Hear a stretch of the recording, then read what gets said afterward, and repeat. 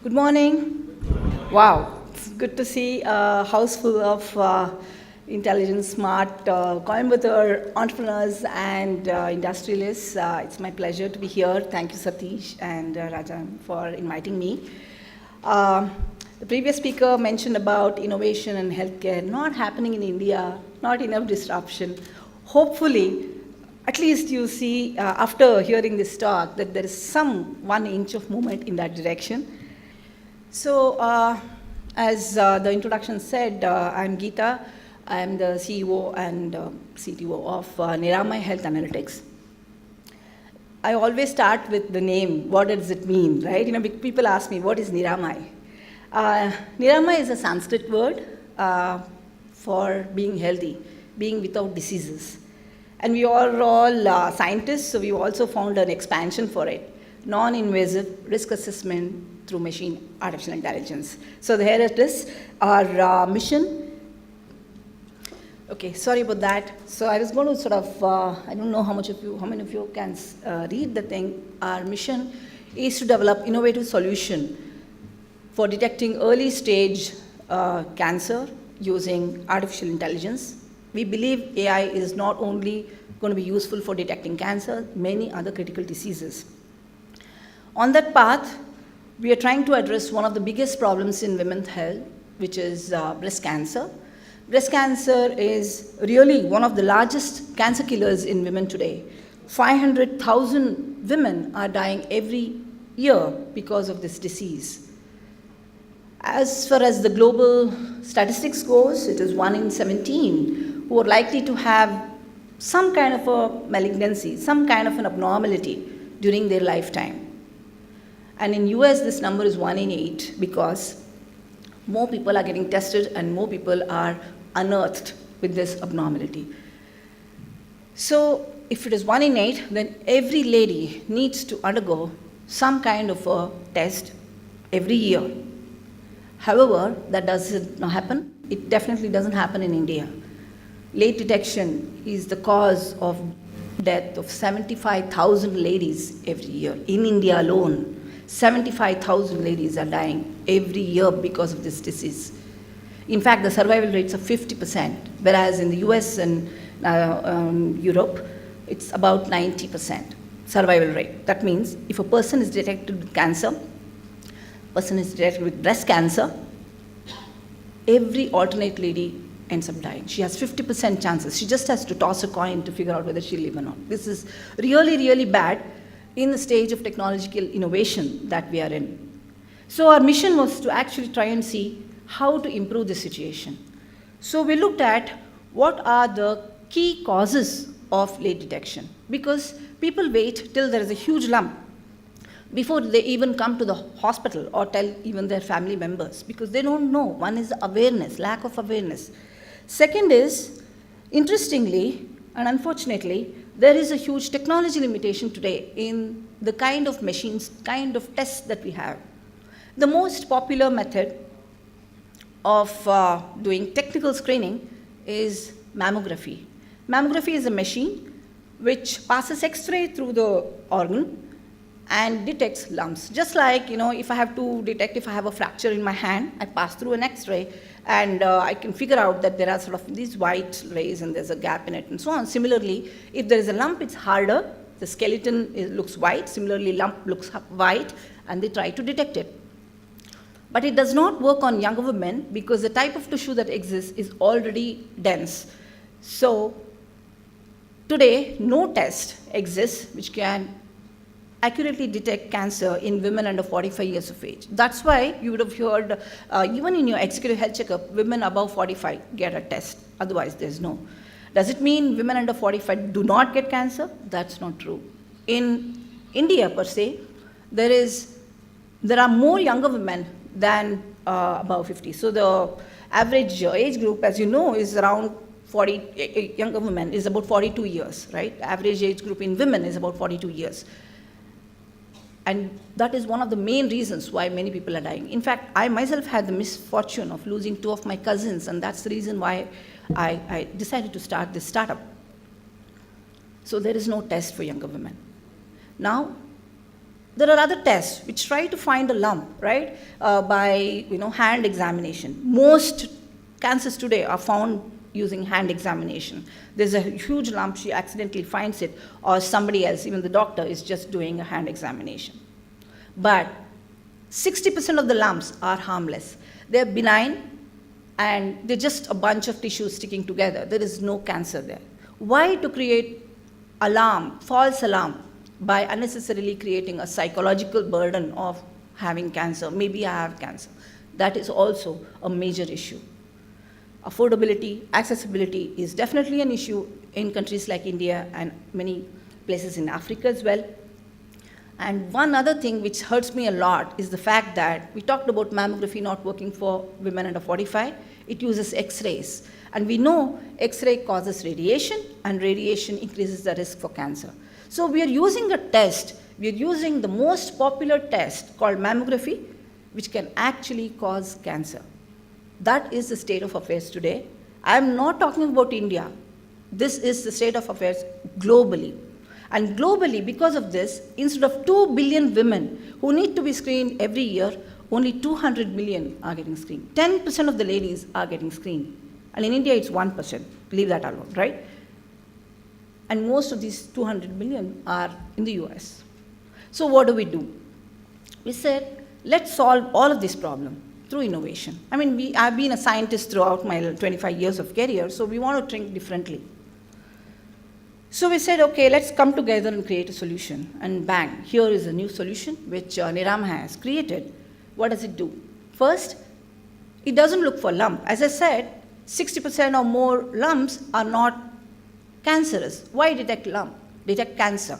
First thing, detect cancer instead of lump. Next thing, it has to be very safe and privacy aware. We do not want to pass radiation to detect cancer. We want it to be non-contact, non-invasive, non-radiation.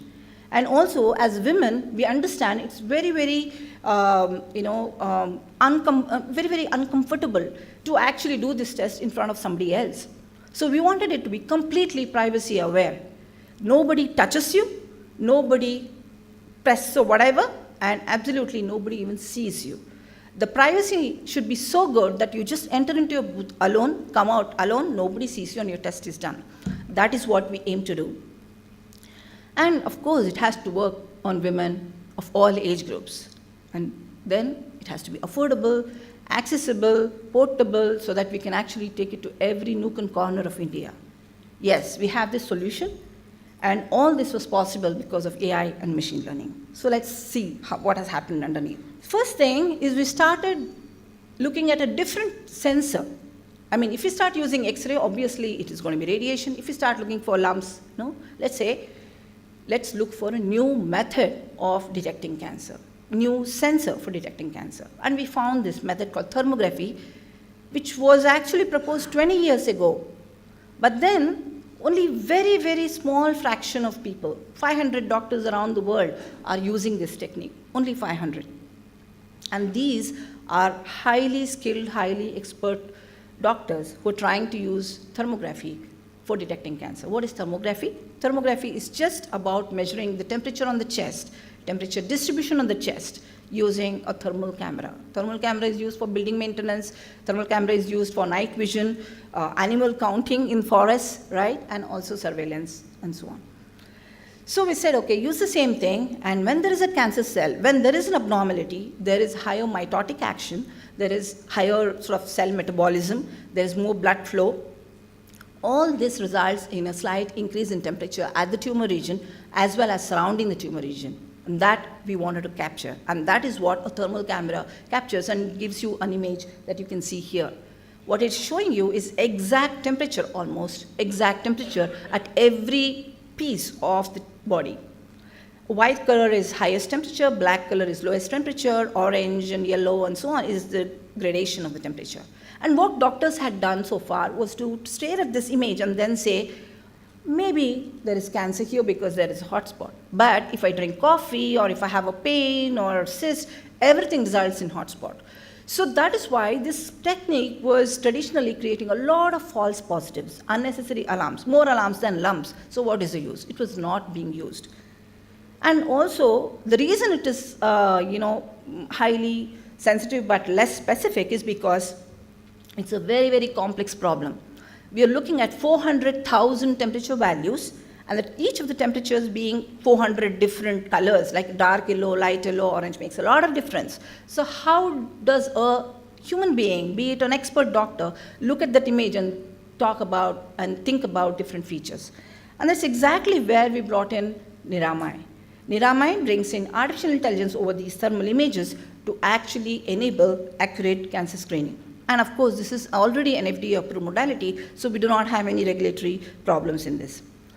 So Niramai, we call this technique as thermalytics, and Niramai is a pioneer of this technique called thermalytics, which is analytics over thermal images. The same thing, we actually measure the tissue activity using thermal camera, and then we analyze these thermal images using our software, which is AI-enabled, to not only detect the area of abnormality, also determine the probability of malignancy of that abnormality. And we are able to do that very, very accurately, and I'll share some of the results. And the interesting part is, every cancer will have a hot spot. And that means we are just looking for cancer. And lumps, which are not malignant, will not have any hot spot. So we are not looking for lumps, we are looking for cancer directly. And what we have to make sure is that we don't call out all hotspots as cancer, and that is where AI helps.